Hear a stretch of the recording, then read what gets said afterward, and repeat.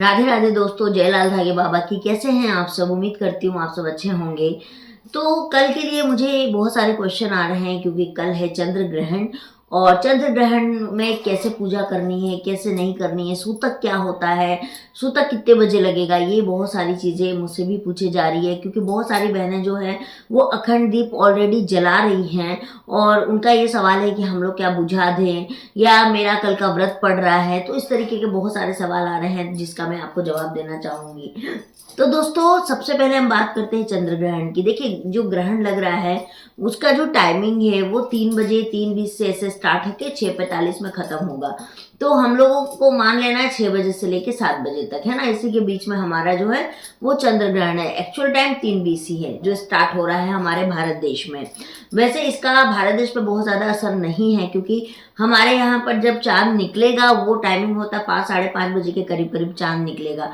तो हमको जो है वो 45 मिनट ही मेन जो है वो हमारे ऊपर इसका असर आने वाला है, जिसका असर ना सारी राशियों पे भी पड़ता है। ठीक है। तो जो कल हमको क्या करना है और सूतक क्या होता है। देखिए, जब सूर्य ग्रहण होता है ना तो 12 घंटे पहले जो है वो सूतक लग जाता है।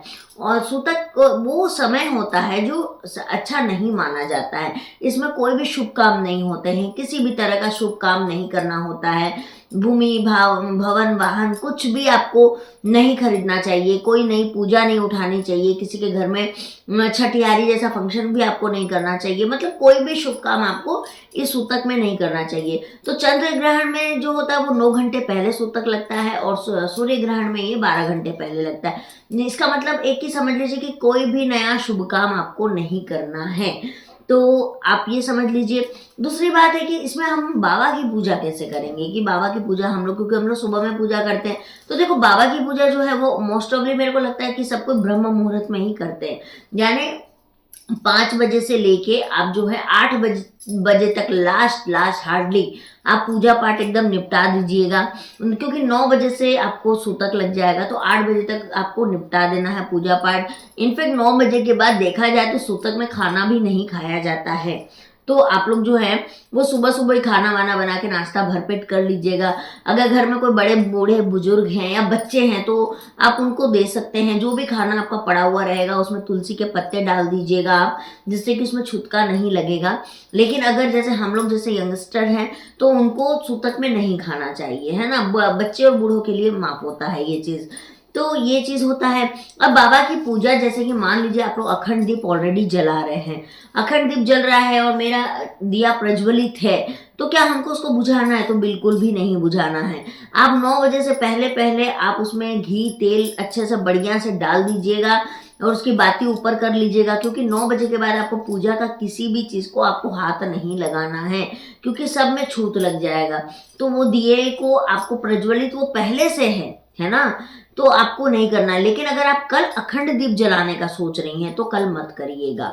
अखंड दीप नया प्रज्वलित करने का मत सोचिएगा, क्योंकि आपने कोई नई शुरुआत करने जा रहे हो और वो भी ऐसे दिन से शुरुआत करना बिल्कुल भी सही नहीं है। और एक चीज मैं बता दूं कि मंगलवार को जो है वो तुलसी ज्यादातर लोग नहीं तोड़ते हैं। वैसे हम लोग संडे मानते हैं, लेकिन आप लोग जो तुलसी है वो आप सोमवार को ही तोड़ के रख लीजिएगा। मैं मानती हूँ कि ये वीडियो मेरा बहुत लास्ट में जा रहा है, लेकिन आप रात में जैसे कि 3 बार ताली बजा के भी आप जो है वो तुलसी पत्ता तोड़ सकते हैं, या फिर जहाँ पे फूलों की दुकान होती है वहां से भी आप तुलसी पत्ता को मंगवा सकते हैं। तो ये चीज आपको करना है। और उसके बाद में जो है आपको पूजा का कोई भी चीज नहीं छूना है, कोई भी तरह का कुछ भी नहीं करना है। सूतक में कुछ भी मान्य नहीं होता है। तो ये है। लेकिन अब जो लोग व्रत करते हैं, मान लीजिए कोई लोग मंगलवार को बाबा का व्रत करता होगा या किसी भी तरह का आप व्रत कर रहे हैं, तो अगर आप इसको स्किप कर दे तो बहुत ज्यादा अच्छा होगा। आप कल मत करिए व्रत, है ना। आप उसकी जगह परसों कर लीजिएगा, लेकिन कल अगर आप व्रत कर रहे हैं तो मत करिए। और स्पेशली बाबा का व्रत तो बिल्कुल भी मत करिए।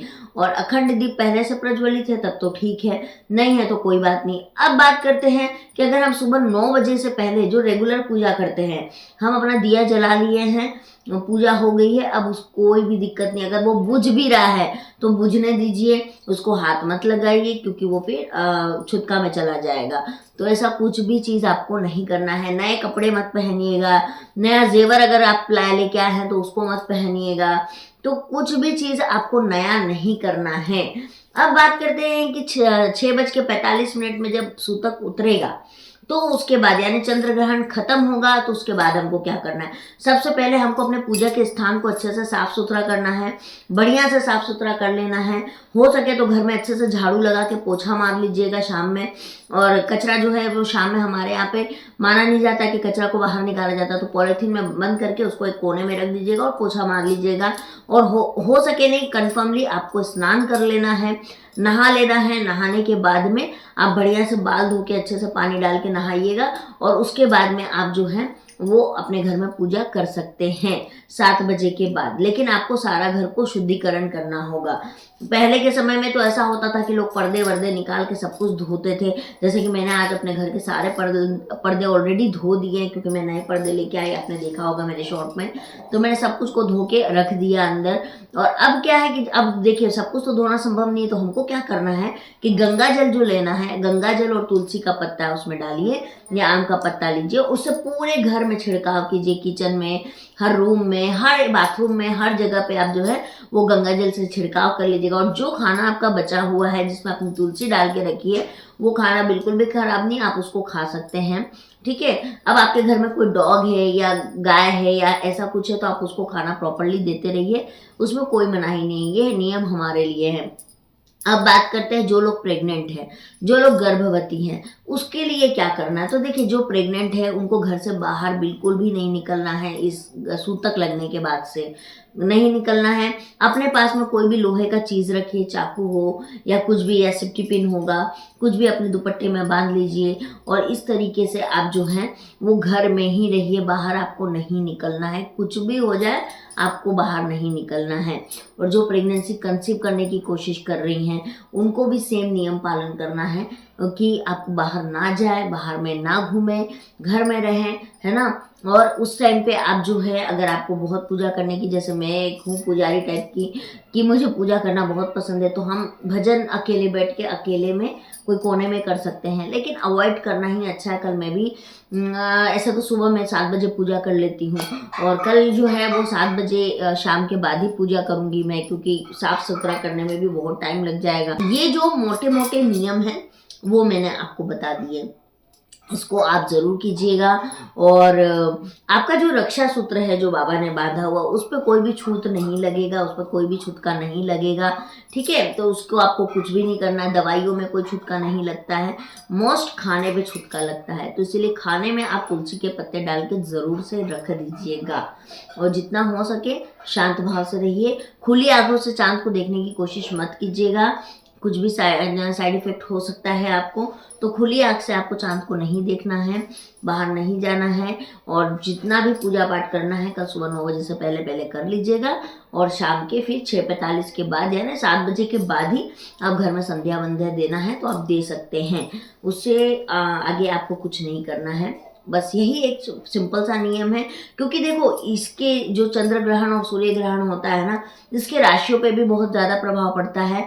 और अगर आप गर्भ धारण किए हुए हो तो उस पर बहुत बहुत ज़्यादा प्रभाव पड़ता है। तो इसीलिए आप लोगों को जो है, जो गर्भ धारण की हुई है महिलाएं, उनको इन चीज़ों से बिल्कुल बच के रहना। और जो हम लोग जैसे लोग जो कोशिश कर रहे हैं, हमको भी इनके नियम को ज़रूर पालन करना है। क्योंकि ये नियम अगर हम तोड़ते हैं तो इसका इफेक्ट हम पर भी आता है। तो यही था, मैंने सोचा कि मैं इस पर एक वीडियो बना दूं। और बाबा की जो पूजा है वो तो हम सुबह सुबह कर ही लेंगे, और फिर 7 बजे के बाद करेंगे। कल हो सकता है मैं लाइव थोड़ा लेट आऊँ, 7 की जगह 7:30 आऊँ, है ना। क्योंकि कल लास्ट लाइव होगी, फिर परसों हम छुट्टी लेंगे होली के लिए। मैं चाहती हूँ आप लोग भी मस्त होली खेलिए। तो चलिए दोस्तों, ये एक जानकारी देनी थी मुझे जो मैंने आपको दी है। अच्छे से रहिएगा और अपना ख्याल रखिएगा। मैं मिलती हूँ आप लोगों से ऐसे ही एक नए वीडियो में। तब तक के लिए राधे राधे, जय श्री कृष्णा और हर हर महादेव, जय श्री लाल धागे बाबा की।